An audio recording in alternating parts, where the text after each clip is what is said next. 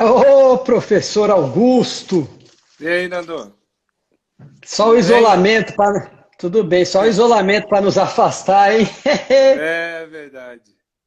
É Né? isso A aí. gente Então, aproveitando essa tecnologia toda aí, faz tempo que a gente não se vê, pelo menos por aqui, né?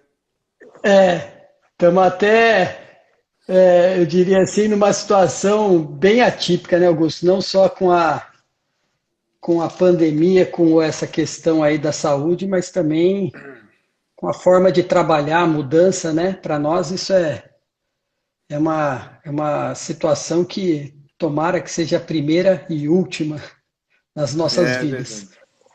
Ó, É isso verdade. daqui isso é familiar? Ah, Traz, traz alguma que bom que lembrança? você Bom, que usa o presente aí.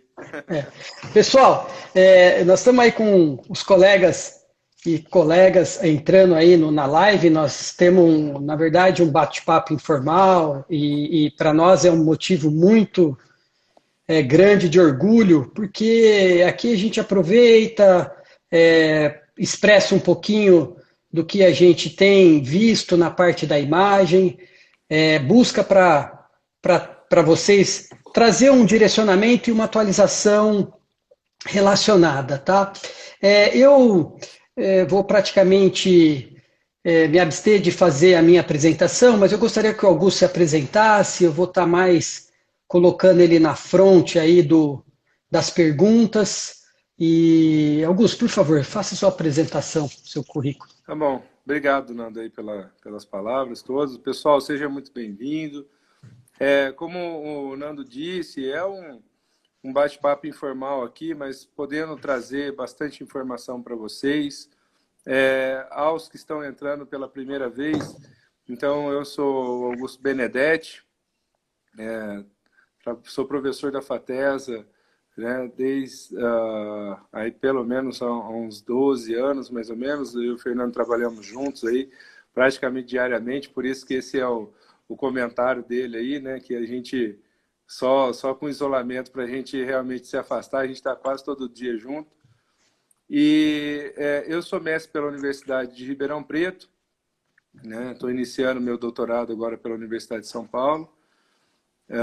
Sou membro titular do Colégio Brasileiro de Radiologia e atualmente, né, acadêmico da Academia Latino-Americana de Ultrassonografia, a LAUS, assim como eu tenho o prazer de dividir aí, né, as numerações das cadeiras com o professor Fernando Mauad, com o professor Francisco Mauad Filho, né, e tantos outros nomes renomados aí da imaginologia e da ultrassonografia na América Latina. E a minha formação inicial é em medicina de urgência, em medicina de emergência, né, atendimento hospitalar e pré-hospitalar. E com essa visão da clínica, da urgência nesses anos todos, uma grande dedicação que eu tive foi na ultrassonografia de urgência, ou seja, né, a parte aí de urgências traumáticas, não traumáticas, né, isso é uma área que a gente, né, vem atuando bastante. Então, o Fernando e eu somos responsáveis dessa parte de ultrassonografia de emergências aí na FATESA, né? E com isso a gente gostaria de trazer algumas contribuições, né, dessa parte da ultrassonografia, haja vista aí, né, a pandemia que nós estamos vivendo e a necessidade de a gente ter uma metodologia de apoio realmente, né, no atendimento um pouquinho mais, diria assim, um atendimento que facilitaria a avaliação clínica, né, nesse caso seria praticamente uma avaliação, uma extensão do exame clínico de uma maneira armada aí com ultrassonografia, podendo dirigir um pouco mais rapidamente o atendimento dos pacientes, né, fazendo até de uma maneira aí uma triagem mais adequada. Então, Então, Augusto, primeiramente, né, estou vendo um monte de colegas aí, a gente fica até emocionado, Rodrigo, Marília, Fernanda aí, pessoal, sejam todos aí acolhidos, né, pela nossa o Rafael live aqui, Vasconcelos, o Rafinha, é isso aí. Ó, Ivan. Augusto, deixa eu te colocar algumas situações que nós vamos estar discutindo a biossegurança, principalmente no Verdade. manuseio aí da proteção do médico, da higienização do aparelho. E para que a gente também traga para os colegas uma contribuição melhor no ensinamento, nós vamos estar trazendo abordagens do ultrassom do tórax, principalmente da parte da anatomia, que eu acho que uma vez que a gente consegue deixar claro essa anatomia para os colegas, nós conseguimos passar aí os achados patológicos do ultrassom no paciente com Covid. Então, nesse primeiro momento, eu queria que você nos expressasse de uma maneira bem objetiva a anatomia ecográfica, não só do pulmão, como da pleura também, né? Porque o Covid, ele é uma doença, na verdade, que envolve uma inflamação generalizada do pulmão e, inclusive, acomete bastante a pleura. E pelo fato das tomografias nos estarem demonstrando como o método padrão ouro para os achados da afecção pulmonar pela pneumonia, pelo Covid, nós temos aí uma facilidade no ultrassom, visto que tudo que envolve no tórax, periferia, o ultrassom sempre teve um papel importante. Então, é sabido e é praticamente até de uma maneira já cotidiana, sem nenhuma novidade, o estudo do ultrassom para o derrame pleural, para se fazer drenagem, para se aplicar nessa ultrassonografia que acaba trazendo as patologias pulmonares ou pleuropulmonares próxima aos transdutores. Então, Augusto, por favor, nos aborde a anatomia pulmonar, e em seguida nos traga também, se possível, a parte do equipamento, da sua otimização, quais são os transdutores, o que você poderia fazer para deixar a imagem melhor, incluindo o preset a ser usado num estudo direcionado para o tórax. Então, Nando, a gente tem uma facilidade, né, nessa avaliação, porque às vezes à primeira vista, né, a gente pode pensar que a avaliação, né, do tórax, principalmente falando de pulmão, de um órgão aerado, né, que ela não vai ter uma aplicação satisfatória. E a gente tem, obviamente, uma certa dificuldade de avaliação de lesões mais centrais, mais profundas, né, ou que não sejam, né, tão periféricas. Então, veja, a primeira coisa é que a gente tem uma versatilidade de transdutores para utilizar no tórax. Eu posso usar tanto o transdutor linear de alta frequência, quanto eu posso usar o transdutor convexo, né? Pensando principalmente aí, tentando alcançar uma profundidade um pouco maior. Mas o fato é que a gente tem, então, ali, né, nas primeiras imagens, ali, pele, subcutâneo, musculatura, né? Mas a gente tem um ponto importante, que é o arcabouço ósseo, que vai ser um dos fatores que a gente vai ter que driblar nessa nossa avaliação. E pensando depois até evoluir para um procedimento invasivo, a gente nunca pode esquecer que o feixe neurovascular intercostal ele está sempre posicionado na borda inferior da costela superior. Então, quando eu penso numa toracocentese, quando eu penso numa drenagem, eu tenho que me lembrar disso para não levar uma injúria aí desse feixe neurovascular. Mas a partir daí, a gente tem, então, o contato, né, aí da pleura visceral com a pleura parietal com uma pequena quantidade de líquido. Isso varia por ml por quilo de peso, né, e por índice corporal. Mas é essa pequena quantidade de líquido entre a pleura visceral e parietal que dá para a gente, talvez, um dos sinais extremamente relevantes, né, que é a imagem hiperecóica, né, linear, que a pleura produz para a gente, como um dos primeiros, a primeira imagem ali adentrando o espaço pleural, mas com uma possibilidade de apresentar o deslizamento pleural. Então, quando a gente vê né, hoje falando de lesões periféricas, a gente sempre falou muito, né, de deslizamento pleural. O deslizamento é extremamente relevante. Ele faz parte lá do protocolo do Daniel Lichtenstein, né, do protocolo azul. A gente tem esse protocolo para avaliação de lesão intersticial, né, de pneumonia, de edema, de pneumotórax, de derrame pleural. Mas nesse ponto, um dos critérios relevantes é o deslizamento pleural. Mas hoje, eu acho que falando aí ainda mais desse tipo de lesão que a gente está falando, que é a lesão do COVID, eu acho que a espessura, né, pleural é relevante, mas a sua regularidade também, né? Então, a gente sabe que a espessura pode variar com outros, né, outros patógenos, outras patologias, mas eu acredito que se a gente observar a regularidade, a pleura é uma estrutura extremamente linear, né, regular, então a presença de um espessamento, áreas aí de irregularidades, a gente até poderia chamar de uma área de descontinuidade linear, né, como vem sendo chamados aí nos últimos papers que a gente está vendo, associado a essas áreas, né, hipoecóicas nesse local de descontinuidade, tendo ou não, né, artefato associado, é um ponto importante. Então, a partir disso, a gente tem que lembrar que a ultrassonografia produz muito artefato, né? Ela só produz artefato. Então, a partir daí, a gente tem que entender o que é padrão de normalidade na ultrassonografia de tórax para tentar chegar a essas alterações. Então, a primeira coisa é que eu preciso ter um deslizamento pleural, né? Isso faz parte da anatomia normal, a pleura regular, né, fina e com deslizamento presente. A partir daí, principalmente utilizando os nossos transdutores, a gente percebe que o artefato, a partir de uma superfície altamente refletora, como a pleura, né, hiperecóica, vai produzir algumas reverberações, né, e posteriormente, que vão ser também achados normais, que são chamadas de linhas A.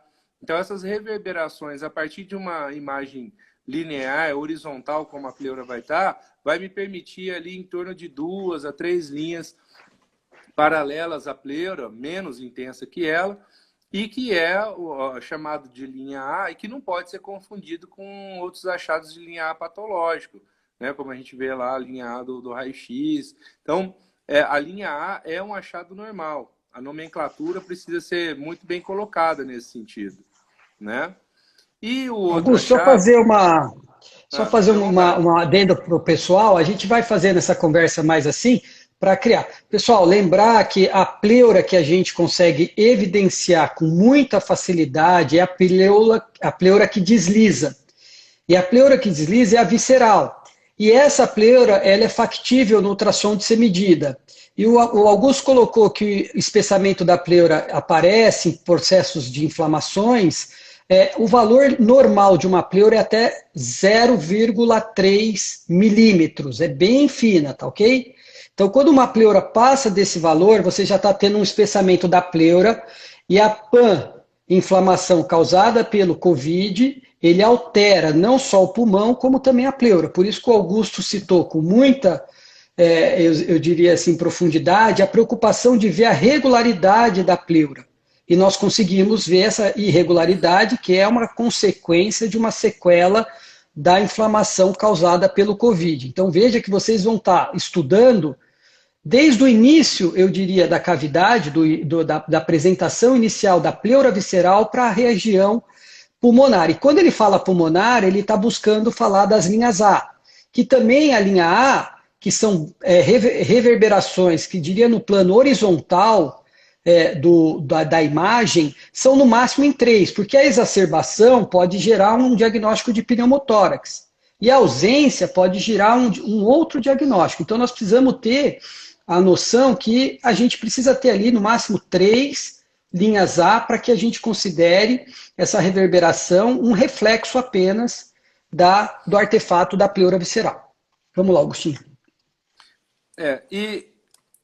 Não é incomum, durante a nossa avaliação, que a gente encontre pequenos pontos, né, hiperecogênicos também ali no trajeto da pleura, que fazem uma pequena reverberação vertical, né, que são o aparecimento das linhas B. E a gente fica preocupado hoje com essa quantidade de informação que tá tendo, porque parece que qualquer linha B que você encontrar ali já é considerado uma patologia severa, né? E a gente precisa estratificar muito bem isso. Então, quer dizer, não é comum um pequeno acúmulo, às vezes intersticial, isso acaba fazendo com que você consiga notar durante o movimento respiratório, né, a presença dessas pequenas reverberações verticais que não atinge o final da imagem, o final da tela, né, não caracterizaria aí um edema intersticial, edema pulmonar, nada para a gente ficar preocupado. Então, a primeira coisa, eu acho que isso que o Nando havia perguntado, quer dizer, o reconhecimento, né, do que é o padrão de normalidade. Eu acho a espessura, a regularidade, o fato de você nunca ver uma área hipoecóica, nem reentrâncias pleurais, isso tem que ser considerado aí como um padrão de normalidade.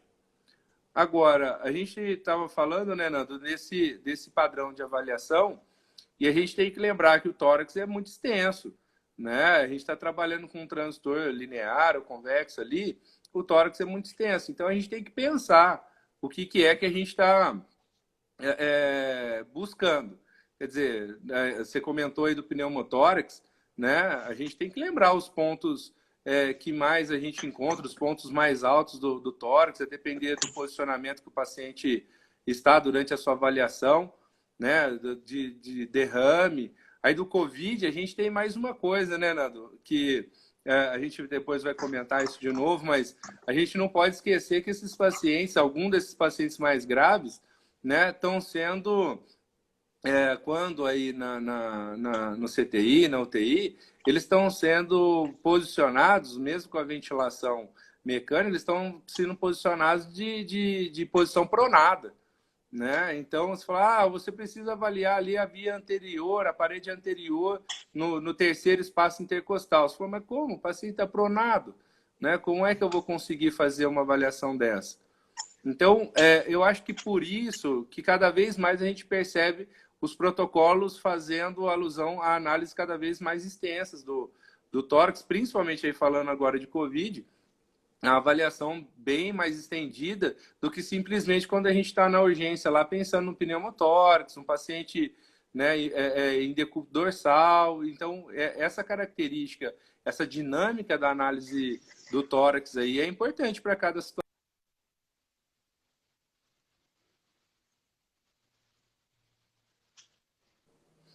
Tá, Augustinho, deixa eu só então fazer. Tá me ouvindo bem? Eu vou Tá me só ouvindo bem, trocar Augusto? aqui. Fica à vontade, ó. Enquanto isso eu vou falando com o pessoal. Então, ó, fazendo eu diria assim, um resuminho do que foi bem passado, ó, pessoal.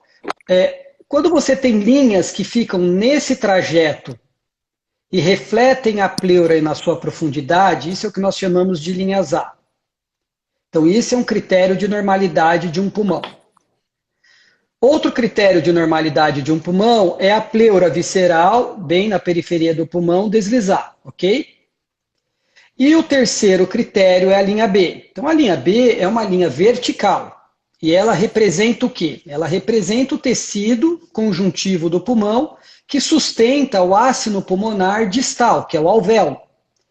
Então, o ácino pulmonar que faz a troca e ele é sustentado na periferia por um tecido conectivo, esse tecido é chamado de septo interlobular. É a unidade, o ácino, a unidade terminal pulmonar mais, eu diria assim, pequena que a imagem consegue ver no ponto de vista macroscópico. Ela é muito melhor demonstrada pela tomografia.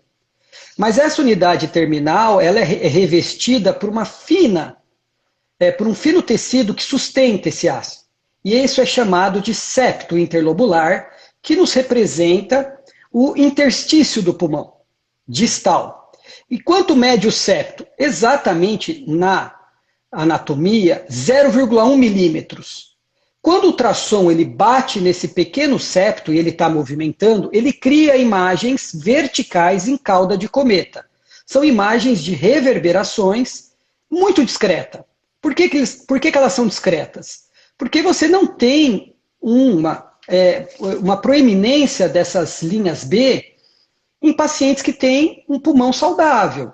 Então, um pulmão que tem um septo fino, como de 0,1 milímetros, ele vai criar, no máximo, num campo de imagem, 2 a 3 linhas B, uma do ladinho da outra. Não mais do que isso.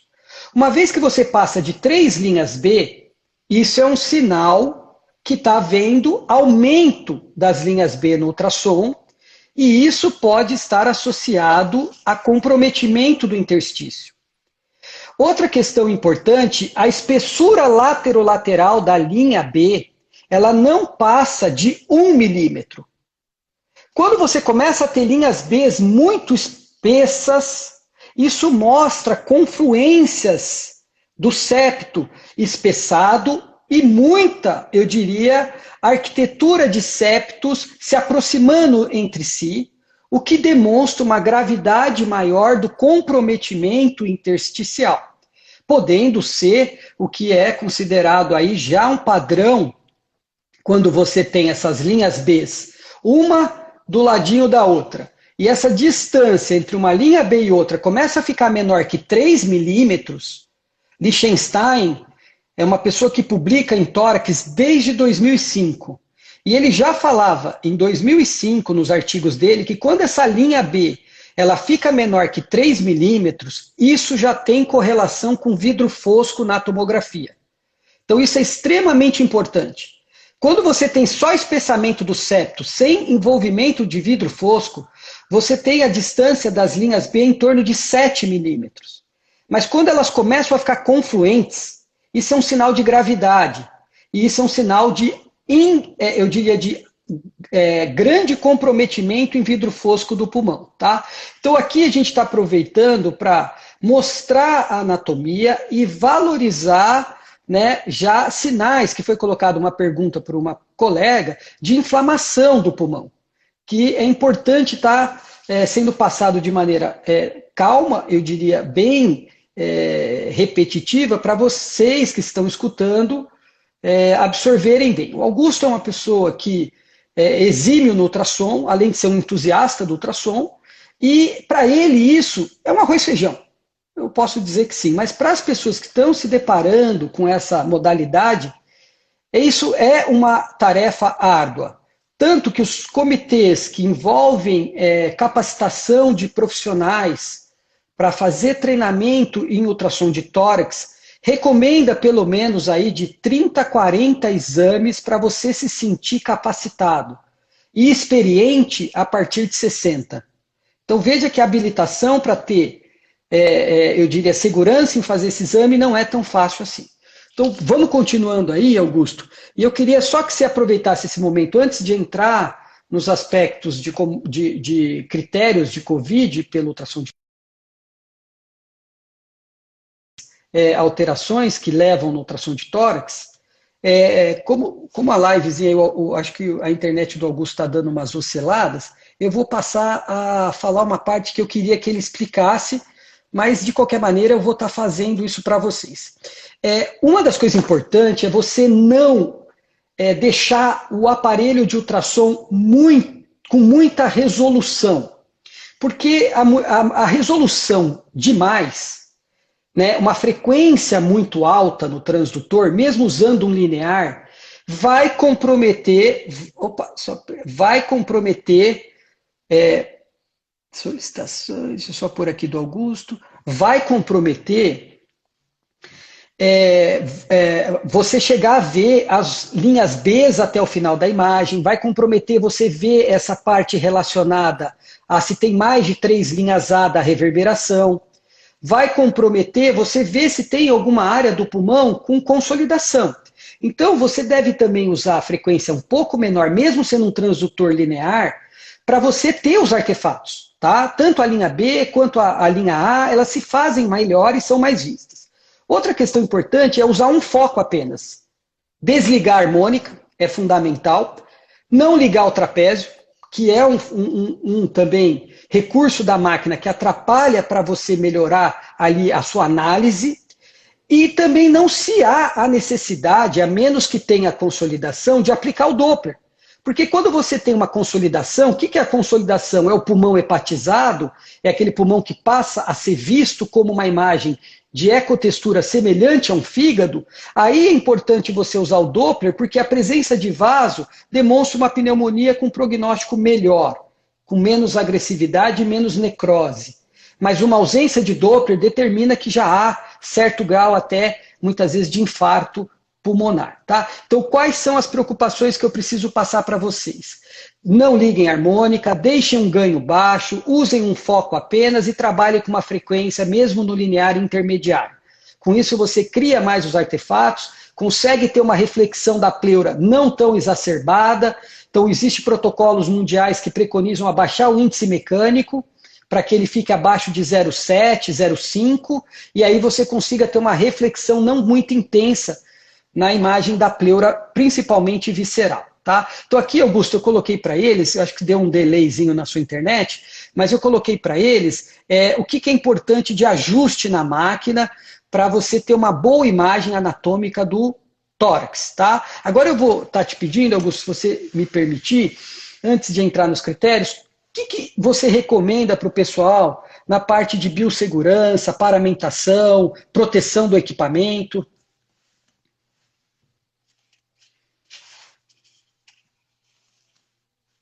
Tá sem som, Augusto, tá me ouvindo?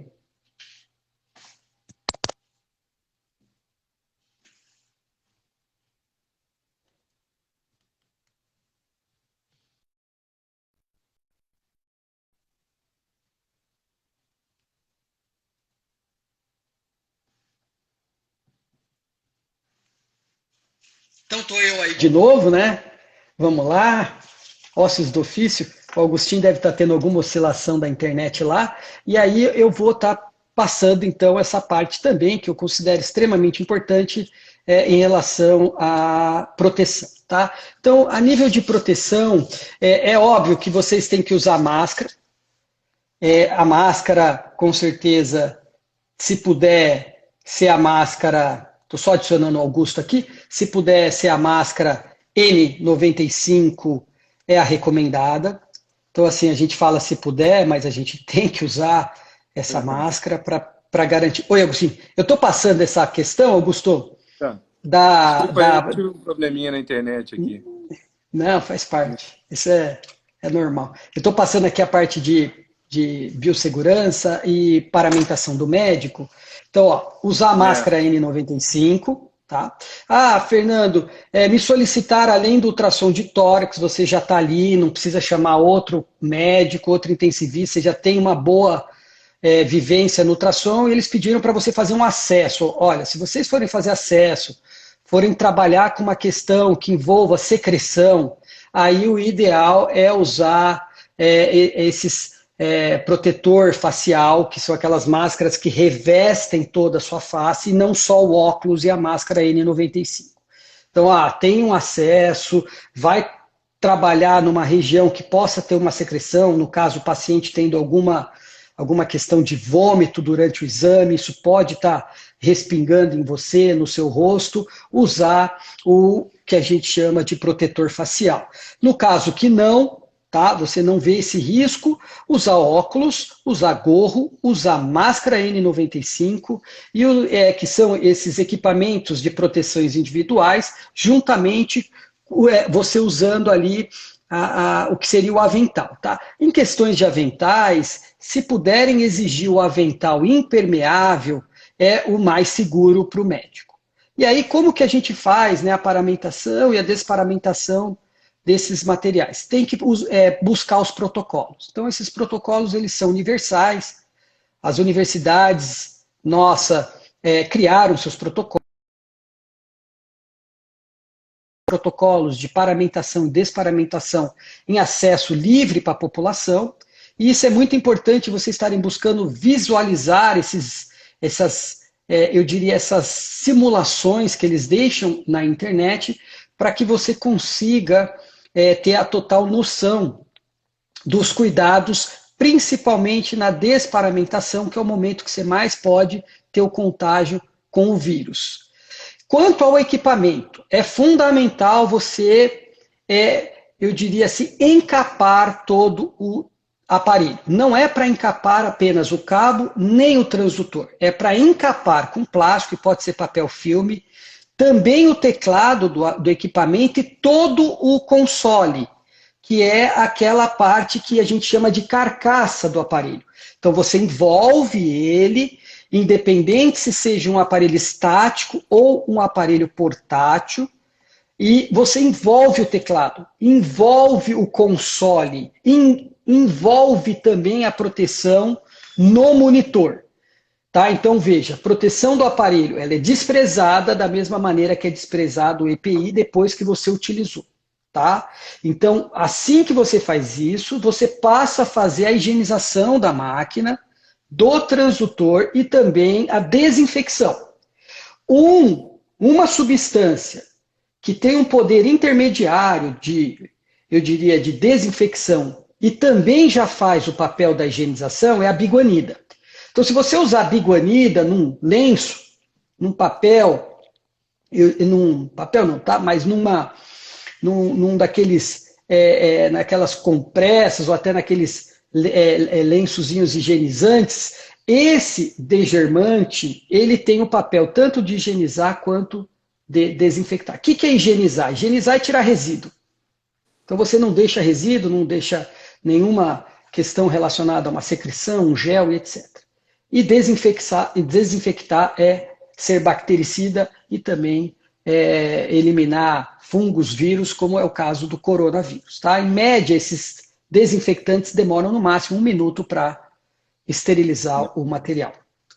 Pode complementar, Augustinho, caso você queira falar alguma coisinha. Desculpa que eu acabei ficando sem ouvir o teu áudio aí, Nando.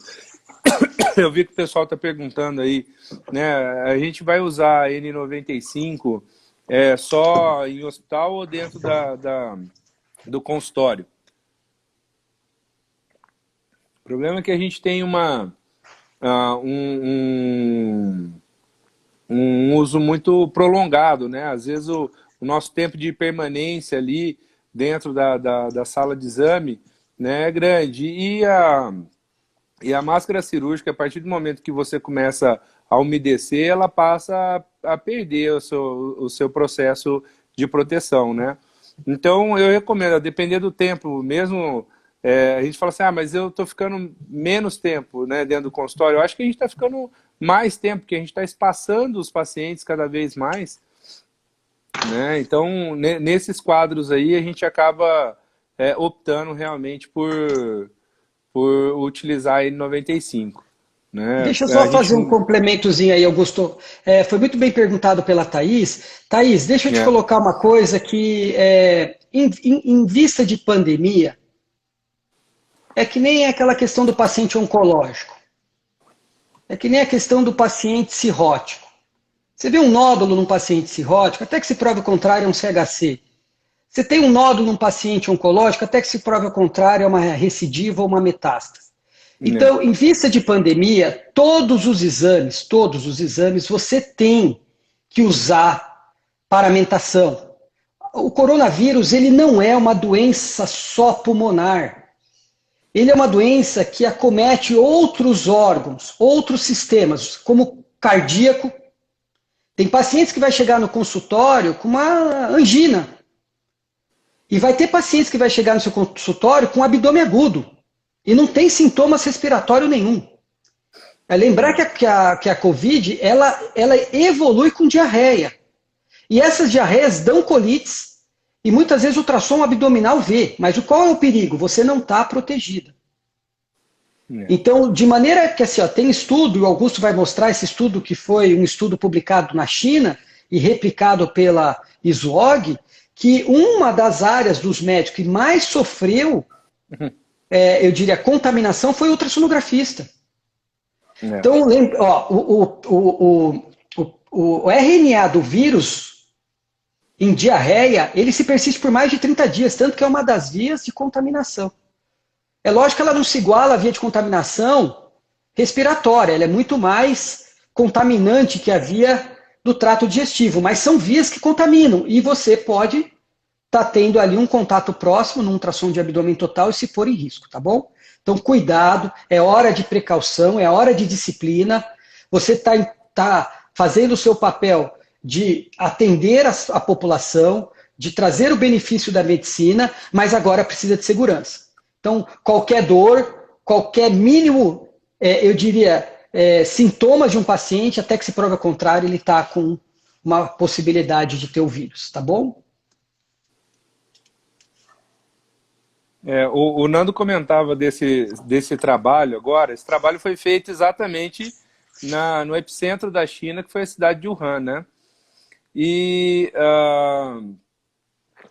mostrar dentro dos profissionais aí, o dos que mais realmente acabou se contaminando foi o imaginologista, o ultrassonografista, foi aplicando, né, a técnica da ultrassonografia exatamente por isso. Quer dizer, mostra mais uma vez, ó, a gente vê o levantamento aqui, foi publicado no dia 5 de março, isso, né, 3,4% de contaminação nos profissionais, aí, nos staffs da ultrassonografia, né, e as outras áreas aí 2,2%. Né, e outras áreas médicas aí praticamente 0,1. Quer dizer, esse tipo de levantamento assusta bastante a gente, né, e deve ser essa preocupação que o Nando disse aí para a doutora Thaís, e é uma preocupação nossa também, mas mostra, né, Nando, a efetividade da metodologia como é uma ferramenta útil na linha de frente. Né? Então, você comentou muito bem aí dessa parte da higienização, né? A gente até colocou aí alguns passos, né, importantes. Então, o médico usar aí a luva, né, durante o exame, lavar a mão antes, colocar a luva, tira a luva, que é um momento crítico aí para a possibilidade de contaminação, exatamente a hora que você está tirando o EPI. Né? Então, tomar muito cuidado com esse momento, mas você tira a luva, lava a mão de novo. Então, todos os exames serem feitos aí realmente com luva. Eu lembro um detalhe a mais aí, tomar muito cuidado, né? Porque parece que aí a hora que a gente usa a luva, a gente esquece de alguns cuidados com o equipamento. A gente vai limpar o equipamento, mas, quer dizer, o fato de você estar usando a luva, né? A maior parte do pessoal usa a mão direita para fazer a ultrassonografia. Parece que o fato de você estar com a luva na mão esquerda te dá a permissão de tocar o aparelho, né, de várias maneiras, e você acaba contaminando o aparelho dessa maneira. Então, acho que todo cuidado aí com o equipamento tem que ser feito, a limpeza no período da manhã, quer dizer, em pacientes, né, o Nando tocou um ponto importante, quer dizer, todo paciente é um paciente infectado em potencial, num momento como esse de pandemia. Né? Assim, eu vou usar mínima proteção, vou usar máxima proteção. Eu sempre usaria, ao meu entender, a máxima proteção e a máxima desinfecção possível do meu ambiente de trabalho, até para que ele não passe a ser um vetor a um paciente que eventualmente não estava infectado, entende? Não seja um local de contaminação cruzada. Então, esse é um ponto... Esse é um ponto muito importante. Nós estamos falando de usar aparelho portátil, né? Translocar esse aparelho aí em ambientes, né? Dentro do hospital, de um hospital para o outro. Tem que tomar muito cuidado realmente para o nosso equipamento não passar a ser um vetor. E Márcio, o Márcio me perguntou se usar o protetor facial junto com máscara cirúrgica protege. Sim, protege. E eu recomendo você também colocar máscara cirúrgica na paciente, tá? Isso é a precaução que seria, eu diria, de uma maneira que daria segurança e eu diria até conforto para você trabalhar sem receio de paciente e você, tá? É óbvio que a máscara N95, ela trabalha com muita eficiência comparada à cirúrgica, mas uma vez que você usa a cirúrgica, tem a sua proteção, ou até mesmo óculos, e a paciente também usa máscara cirúrgica, eu não vejo risco para você nessas situações, tá? Outra questão do Roberto, só Augusto, Roberto perguntou se teriam mais achados do Covid. O Covid trabalha muito com a parte hemodinâmica, ele evolui com muita trombose, principalmente trombose venosa profunda. Então, isso também são achados fortemente de coronavírus. Então, hoje nós estamos passando por pacientes com CIVD às custas dessa inflamação gerada por esse vírus, ok? O colega mandou aqui, não, a Thaís, mandando que o transdutor, né, é um dos maiores transmitores de infecção dentro do hospital. E isso é tão levado a sério, a Thaís e os outros colegas, que foi colocado uma orientação de que você somente deixasse no seu equipamento o transdutor necessário naquele momento do exame. Ou seja, deixasse a menor quantidade de transdutores possíveis no seu equipamento. Se o seu exame é puramente utilizar aí o convexo ou o linear, que deixe somente ele. No nosso caso, a gente acaba deixando o convexo e o linear, que são os que mais são utilizados, aí setorial, endocavitário, a gente acaba retirando. Tá. E agora eu vou colocar aqui, Augusto, nós temos aí no máximo 10 minutos, e duas coisas importantes. A primeira é assim, pessoal, ultrassom, ele não é um exame para tórax. Então vamos deixar claro para vocês que o ultrassom é um exame estendido do exame físico. Pela relevância da doença ser predominantemente periférica posterior, é importante avaliar o ultrassom colocado no tórax na parte anterior, na linha axilar paraesternal, na linha axilar anterior, na linha axilar posterior e na linha paravertebral, quando possível. Você vai conseguir estabelecer regiões do pulmão direito e esquerdo para buscar os sinais de Covid, tá? Segunda coisa extremamente importante para vocês é que, apesar do ultrassom ser questionado, como foi colocado pela Thaís, uma via de transmissão, isso é quando não há higienização. Um estudo publicado no JAMA, feito uma comparação de transdutor com SWAB para contaminação, suporte de ônibus, feito em vários centros da Europa, e tampa de privada, o ultrassom foi 20 vezes mais contaminado que a tampa de privada. Mas uma vez que você faz a higienização, que é a limpeza, e a desinfecção, a taxa de contaminação que foi feita nesse estudo posterior a isso foi 0. Então é importante saber ter disciplina e padronização rígida nessas condições que nós estamos passando. Terceiro ponto fundamental, o ultrassom minimiza disseminação nos hospitais. Porque quando você pede para um paciente sair de um isolamento, numa UTI, ou até mesmo num ambiente hospitalar, de uma enfermaria, descer para fazer uma tomografia, isso tem uma logística horrível. O hospital é praticamente parado.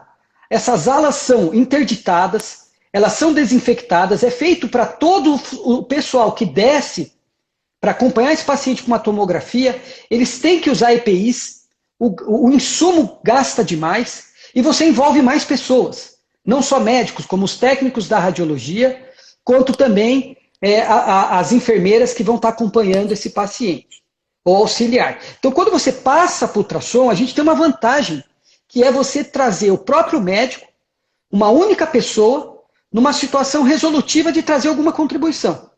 Então, trazer o papel da ultrassonografia no contexto é importante, tá? Outra coisa importante que vocês têm que saber, para finalizar isso, nós temos hospitais de campanhas, e são vários que estão sendo criados. E muitos desses hospitais de campanhas não têm tomografia. E o ultrassom é mais uma ferramenta que possa contribuir para a imagem. Lembrar que a imagem, nem a tomografia é diagnóstico de Covid, não é.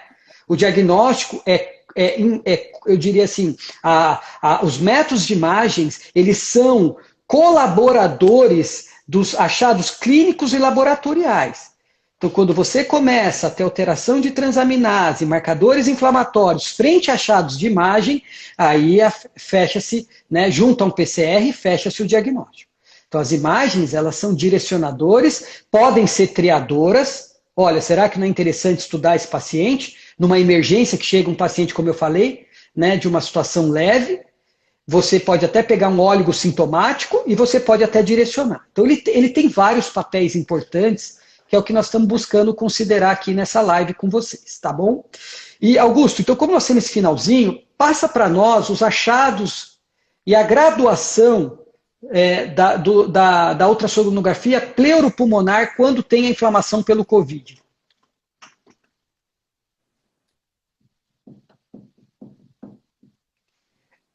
A capa do aparelho, em consultório, vocês trocariam em quanto tempo? A gente teve uma... Só fazer uma coisa, trocaria todo dia, ok? Todo dia. Todo final de expediente troca. Pode falar, vamos ver se o Augustinho volta aí. Tô dando legal aí pro pessoal que está entrando, muita gente querida, amiga, e um beijo no coração, muito ultrassom, e continuem estudando e se comprometendo como a gente. Tá sem som.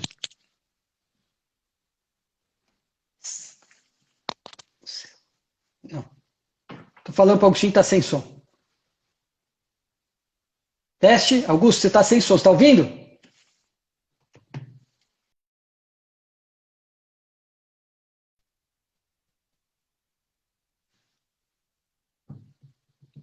Então, pessoal, eu vou acabar abordando com vocês, tá? Um dos achados que você tem no COVID é o pulmão normal. Então, você pode estar fazendo o exame e não há nenhum achado no pulmão, tá? Você vai ter as linhas A normais, você vai ter as linhas B em números menor do que 3, normais, tá?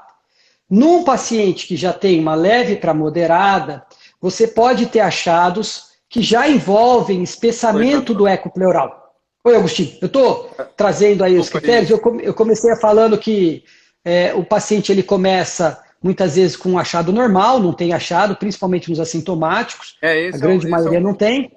Esse é um achado, né? O pulmão normal. Uhum.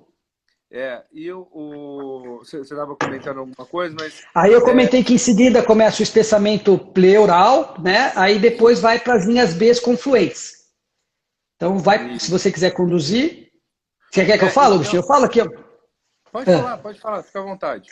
Então, só vou trazer rapidinho o resumo. Pessoal, nós saímos de um pulmão normal, avançamos para um espessamento pleural. Então, aquele 0,3 milímetros tem que estar na cabeça, vocês têm que medir, ver a irregularidade da pleura. Depois avançamos para as linhas B. Então, quando você tem a linha B esparsa, não confluentes, nós chamamos isso de espessamento do septo já envolvendo o interstício. E quando elas se tornam confluentes, você já está com aquele aspecto que a gente chama de vidro fosco na tomografia, tá? Então, vindo de uma sequência, nós vamos ter padrão normal, comprometimento da pleura, é uma pan-inflamação, pega pulmão e pleura. Depois nós vamos para o pulmão, pegando o septo. Essas linhas B vão ficando confluentes, ok? E depois vocês vão para as consolidações. Toda vez que você tiver consolidações subpleurais, são pequenas. O que são consolidações? Pequenas áreas hipoecóicas, semelhantes à ecogenicidade de um fígado, com linhas em trajetos arborescentes, ecogênicas. Quem são essas linhas, Fernando, nessa massa hipoecóica? Os broncogramas aéreos. Toda vez que você tem, é importante medir, porque medidas abaixo de 2,5, só colocar aqui, 2,5 centímetros demonstram um grau inicial de consolidação. Mas as consolidações são consideradas avançadas quando esse valor dessas áreas passam de 2,5 centímetros. Aí, quando vocês vão chegando nos estágios relacionados a essas consolidações, você pode chegar a ter complicações do COVID, como pneumonia bacteriana, e assim desencadear derrame pleural. Então, derrame pleural, ele é pouco incidente, ele é raro, ele não chega a 5%. E quando ele é de pequeno volume, ok? Isso acontece muito por complicações, principalmente por situações bacterianas. Então, eu fiz um resumo, Augusto, faça suas considerações. O derrame pleural foi quase considerado recentemente aí num trabalho, Nanda, agora de fevereiro, com quase um excluente, né? Porque de tão raro que é a apresentação, a não ser que tenha alguma coisa associada, uma pneumonia, ou se você já tiver um comprometimento aí pulmonar. Agostinho? Então, Augusto, tá ouvindo? Agostinho? Então eu vou finalizar. Tá me ouvindo, Augusto? Agradecer aí a paciência, o tempo. E é óbvio, né, que ato médico tem que ter laudo. E laudo não é fácil. Veja, uma das angústias que nós temos é como reportar isso, como passar essa informação. Além de se preocupar em passar a informação, você tem que estar falando dentro do serviço que você. Só adicionar o Augustinho aqui de novo. Dentro do serviço que você trabalha, você tem que ter uma conversa multidisciplinar com o infectologista, com o clínico, com o intensivista.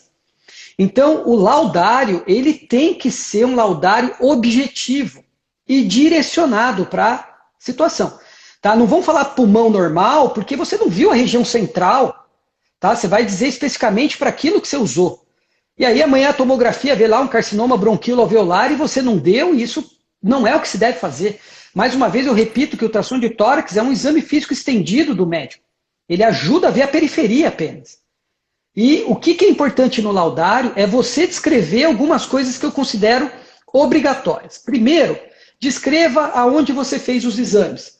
De maneira geral, vou revisar com vocês. Região paraesternal, linha axilar anterior, linha axilar posterior e paravertebral. Façam em 3 níveis e nos 2 pulmões. A partir do momento que você avaliou, cada região que você avaliou, você cita se houve comprometimento intersticial, se está presente ou ausente. Depois você fala se teve presença de vidro fosco. Fernando, mas como eu vou saber que é vidro fosco? Quando você tem confluências da linha B. Lembra? Aquelas linhas B muito próximas, espessas. Né? Porque passou de 3 linha B, é comprometimento intersticial. Mas quando você começa a ter várias linhas B espessas e muito próximas uma da outra, isso é confluência das linhas B. Isso é padrão de vidro fosco. E falem se teve consolidação. Tá? Se houver consolidação, é obrigado a medir. Você tem que medir. Como eu falei, tem trabalhos mostrando que abaixo de 2, 2,5 centímetros tem um prognóstico, acima tem outro. Tá bom? Isso pode usar para assessoriamento.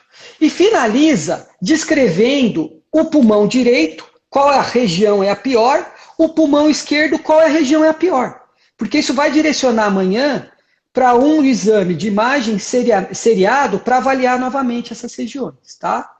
Então é muito simples, é colocar assim, eu sempre faço essa conclusão, achados ultrassonográficos podendo corresponder a processo inflamatório / infeccioso comumente associado a etiologias virais, só. E aí, frente a PSR, frente a outros achados laboratoriais e clínicos, vai ser feito o diagnóstico de COVID. Tá bom, pessoal? Augusto, você fique à vontade em fazer suas considerações finais, eu deixo aqui minhas palavras, agradeço a todos, principalmente você, meu irmão. Eu acho que nessa avaliação periférica, né, Nanda, esse achado correlato com a tomografia que a gente tem, né, dos espessamentos, você com um negócio fundamental aí, a medida da consolidação, né? Isso é uma avaliação, inclusive, de prognóstico. E uma coisa que é interessante, que a partir do momento, eu sempre falo que o ultrassonografia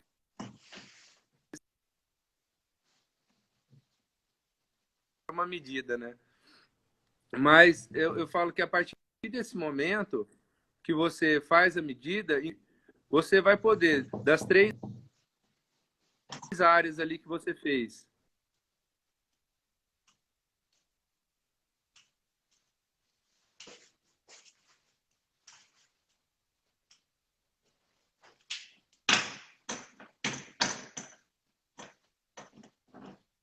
Agostinho, Eu não sei se você está me ouvindo, mas deu delay, tá? Pessoal, eu vou agradecer, finaliza a live e tamo junto.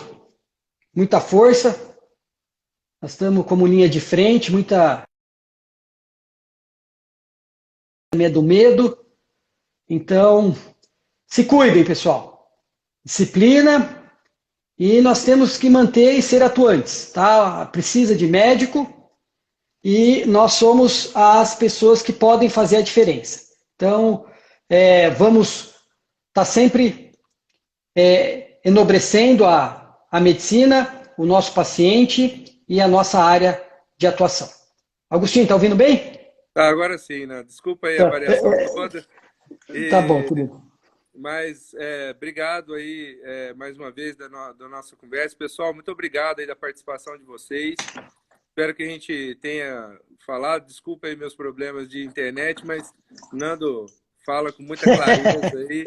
E eu acho que isso a gente está na linha de frente, a gente precisa tomar todo o cuidado possível, né?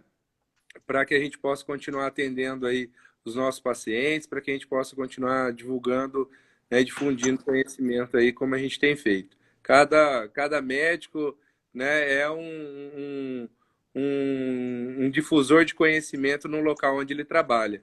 Então, ele é a pessoa que cuida. Então, a gente tem que manter essa nossa postura também. Foi daí que a gente teve a nossa formação, né? Nando, obrigado Tá aí da conversa e muito obrigado a todo mundo que participou aí. Grande abraço a todos. Fiquem com Deus. Até. Tchau, pessoal.